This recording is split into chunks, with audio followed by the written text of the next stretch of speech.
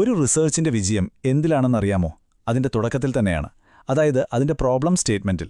അപ്പോൾ ഏതൊരു റിസർച്ച് പ്രൊജക്റ്റിന്റെയും ആണിക്കല്ലെന്ന് പറയാവുന്ന ഈ പ്രോബ്ലം സ്റ്റേറ്റ്മെന്റ് എങ്ങനെ ഉണ്ടാക്കാമെന്നാണ് നമ്മൾ ഇന്ന് നോക്കാൻ പോകുന്നത്. റെഡിയല്ലേ? നമുക്ക് തുടങ്ങാം. നോക്കൂ, നന്നായി പറഞ്ഞൊരു റിസർച്ച് പ്രോബ്ലം പകുതി തീർന്ന റിസർച്ചിന് തുല്യമാണ്. ഇതിന്റെ ഒരു പവർ കണ്ടില്ലേ? അതായത് നിങ്ങളുടെ റിസർച്ചിന് കൃത്യമായൊരു ദിശ കൊടുക്കുന്നൊരു പ്രോബ്ലം സ്റ്റേറ്റ്മെന്റ് ഉണ്ടാക്കിയെടുക്കാൻ പറ്റിയാൽ നിങ്ങളുടെ പണി പകുതി കഴിഞ്ഞു എന്ന് തന്നെ പറയാം. അത്രത്തോളം പ്രധാനപ്പെട്ട ഒന്നാണിത്.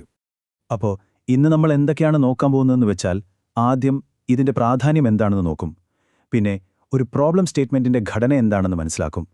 അടുത്തതായി ഒരു നല്ല പ്രശ്നം എങ്ങനെ തിരഞ്ഞെടുക്കാം, അവസാനം അതെങ്ങനെ കൃത്യമായി എഴുതാമെന്നും നമ്മൾ നോക്കും. അപ്പോൾ നമ്മുടെ ആദ്യത്തെ ഭാഗം ഗവേഷണത്തിന്റെ ആണിക്കല്ല്. ഒരു വലിയ ബിൽഡിങ്ങിന് അതിന്റെ ഫൗണ്ടേഷൻ എത്രത്തോളം പ്രധാനപ്പെട്ടതാണോ അതുപോലെ തന്നെയാണ് ഒരു റിസർച്ചിന് അതിന്റെ പ്രോബ്ലം സ്റ്റേറ്റ്മെന്റ്. ഈ ഫൗണ്ടേഷൻ അഥവാ അടിത്തറ സ്ട്രോങ് അല്ലെങ്കിൽ പിന്നെ മുകളിലോട്ട് എന്ത് കെട്ടിപ്പൊക്കിയിട്ടും കാര്യമില്ല, അല്ലേ? അതുപോലെ തന്നെയാണിതും.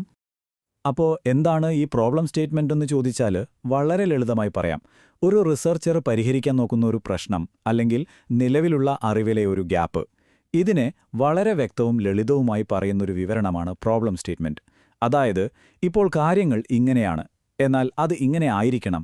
ഈ രണ്ടവസ്ഥകൾ തമ്മിലുള്ളൊരു വിടവ് എന്താണെന്ന് കൃത്യമായി പറയുക. ഇതാണിതിന്റെ പ്രധാന ലക്ഷ്യം. അതായത് ഈ ഒരു സ്റ്റേറ്റ്മെന്റ് നമ്മുടെ പഠനത്തിന്റെ ഫൗണ്ടേഷനാണ്.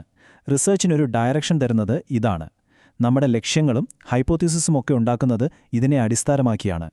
എവിടെ വരെ പഠിക്കണം, എന്ത് പഠിക്കണ്ട എന്നൊക്കെ തീരുമാനിക്കുന്ന ആ ഒരു സ്കോപ്പ് സെറ്റ് ചെയ്യാനും ഇത് സഹായിക്കും. ചുരുക്കി പറഞ്ഞാൽ ഇതൊരു ഗൈഡിംഗ് സ്റ്റാർ പോലെയാണ്. നമ്മുടെ റിസർച്ച് യാത്രയിൽ വഴിതെറ്റി പോകാതെ കറക്റ്റ് ട്രാക്കിൽ നിർത്താൻ ഈ ഒരൊറ്റ സ്റ്റേറ്റ്മെന്റിന് കഴിയും. ശരി, അപ്പോൾ ഈ അടിത്തറ എങ്ങനെയാണ് ഉണ്ടാക്കുന്നത്? ഒരു ബിൽഡിങ്ങിന്റെ ബ്ലൂ പ്രിന്റിൽ തൂണുകളും ചുമരുകളും ഒക്കെ അടയാളപ്പെടുത്തുന്ന പോലെ ഒരു നല്ല പ്രോബ്ലം സ്റ്റേറ്റ്മെന്റിനും ചില പ്രധാനപ്പെട്ട ഭാഗങ്ങളുണ്ട്. നമുക്കവ ഓരോന്നായി നോക്കാം. ഇതാണ് അതിൻ്റെ ഒരു ബേസിക് ഫോർമുല എന്ന് വേണമെങ്കിൽ പറയാം. ഒരു പ്രത്യേക സെറ്റിംഗിൽ, ഒരു പ്രത്യേക പോപ്പുലേഷനിൽ ഒരു ഇൻഡിപെൻഡന്റ് വേരിയബിളിന് ഒരു ഡിപെൻഡന്റ് വേരിയബിളിൽ എന്ത് എഫക്റ്റുണ്ട് എന്ന് പഠിക്കാനുള്ള ഒരു സ്റ്റഡി. ഇപ്പോൾ നിങ്ങൾക്കിത് കേട്ടിട്ട് ചിലപ്പോൾ ഒന്നും മനസ്സിലായിട്ടുണ്ടാവില്ല. പേടിക്കേണ്ട, നമുക്ക് ഈ വാചകത്തിലെ ഓരോ കഷ്ണവും എടുത്ത് വിശദമായിട്ട് തന്നെ നോക്കാം. ആദ്യം തന്നെ വേരിയബിൾസ്. ഇതാണ് നമ്മുടെ പഠനത്തിന്റെ എന്ത് എന്ന് പറയുന്ന ഭാഗം. അതായത് നമ്മൾ എന്താണ് പഠിക്കുന്നത്. പ്രധാനമായും രണ്ട് വേരിയബിൾസ് ഉണ്ട്. ഒന്ന് ഇൻഡിപെൻഡന്റ് വേരിയബിൾ, ഇത് കാരണമാണ്. രണ്ടാമത്തത് ഡിപെൻഡന്റ് വേരിയബിൾ, ഇത് ഫലം.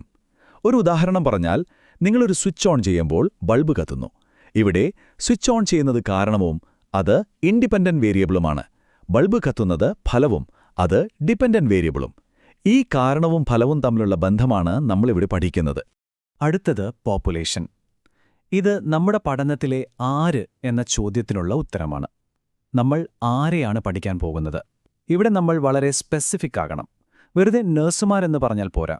ഒരുപക്ഷെ അത് ഇന്റൻസീവ് കെയർ യൂണിറ്റിലെ നഴ്സുമാരെന്നോ അല്ലെങ്കിൽ പ്രൈമറി ഹെൽത്ത് സെന്ററിലെ നഴ്സുമാരെന്നോ കൃത്യമായി പറയണം. അപ്പോഴാണ് നമ്മുടെ പഠനത്തിനൊരു ഫോക്കസ് കിട്ടുന്നത്. പിന്നെയുള്ളത് സെറ്റിംഗ്. ഇത് നമ്മുടെ റിസർച്ചിന്റെ എവിടെ എന്ന ഭാഗമാണ്. അതായത് പഠനം നടക്കുന്നത് എവിടെയാണ്? ഒരു ആശുപത്രിയിലാണോ? അതോ ഒരു സ്കൂളിലാണോ? അല്ലെങ്കിൽ ഒരു കമ്മ്യൂണിറ്റിയിലാണോ? ഈ സെറ്റിംഗ് വളരെ പ്രധാനമാണ്. കാരണം ഒരു ഗ്രാമത്തിലെ ആശുപത്രിയിൽ കിട്ടുന്ന റിസൾട്ട് ആയിരിക്കില്ല ഒരു നഗരത്തിലെ സൂപ്പർ സ്പെഷ്യാലിറ്റി ഹോസ്പിറ്റലിൽ കിട്ടുന്നത്, അല്ലേ? ഓക്കെ, അപ്പോൾ ഒരു സ്റ്റേറ്റ്മെന്റിന്റെ പ്രധാന ഭാഗങ്ങൾ എന്തൊക്കെയാണെന്ന് നമ്മൾ കണ്ടു. പക്ഷേ ഈ പറഞ്ഞ വേരിയബിളും പോപ്പുലേഷനും സെറ്റിംഗും ഒക്കെ ചേർത്ത് വെച്ചാൽ മാത്രം മതിയോ? പോരാ. നമ്മൾ ഉണ്ടാക്കിയ ഈ സ്റ്റേറ്റ്മെന്റ് ഒരു നല്ല പ്രോബ്ലമാണോ എന്നുകൂടി നമ്മൾ ഉറപ്പുവരുത്തണം. അതിന് ചില ക്വാളിറ്റി ചെക്കുകളുണ്ട്. അതിനെയാണ് നമ്മൾ 4 പോയിന്റ് ക്വാളിറ്റി ചെക്ക് എന്ന് പറയുന്നത്. പ്രാധാന്യം, ഗവേഷണ യോഗ്യത, പ്രായോഗികത, പിന്നെ ധാർമ്മികമായ സാധുത. ഈ 4 ടെസ്റ്റുകളും നമ്മുടെ പ്രോബ്ലം സ്റ്റേറ്റ്മെന്റ് പാസ്സാകണം. നമുക്ക് ഓരോന്നായി നോക്കാം. അപ്പോൾ ആദ്യത്തെ ടെസ്റ്റ്, നിങ്ങളുടെ ഈ പ്രശ്നം അല്ലെങ്കിൽ ഈ പഠനം കൊണ്ട് എന്തെങ്കിലും പ്രാധാന്യമുണ്ടോ? നിങ്ങളിത് പഠിക്കുന്നത് കൊണ്ട് ആർക്കെങ്കിലും എന്തെങ്കിലും ഗുണമുണ്ടോ? സോ വാട്ട് എന്ന ചോദ്യം സ്വയം ചോദിക്കുക. അതായത് നിങ്ങളുടെ പഠനം നിലവിലുള്ള അറിവിലെ ഏതെങ്കിലും ഒരു വിടവ് നികത്തുന്നുണ്ടോ? അല്ലെങ്കിൽ രോഗീപരിചരണത്തിലോ നഴ്സിംഗ് പ്രാക്ടീസിലോ എന്തെങ്കിലും ഗുണപരമായ മാറ്റം കൊണ്ടുവരുന്നുണ്ടോ? ഈ മേഖലയ്ക്ക് എന്തെങ്കിലും സംഭാവന നൽകുന്നുണ്ടോ? ഇതിനെല്ലാം ഉത്തരം ഉണ്ട് എന്നാണെങ്കിൽ തീർച്ചയായും നിങ്ങളുടെ പഠനത്തിന് പ്രാധാന്യമുണ്ട്. അടുത്ത 2 ചോദ്യങ്ങൾ ഒരുമിച്ചാണ്. ഇത് ഗവേഷണയോഗ്യമാണോ? ഇത് പ്രായോഗികമാണോ?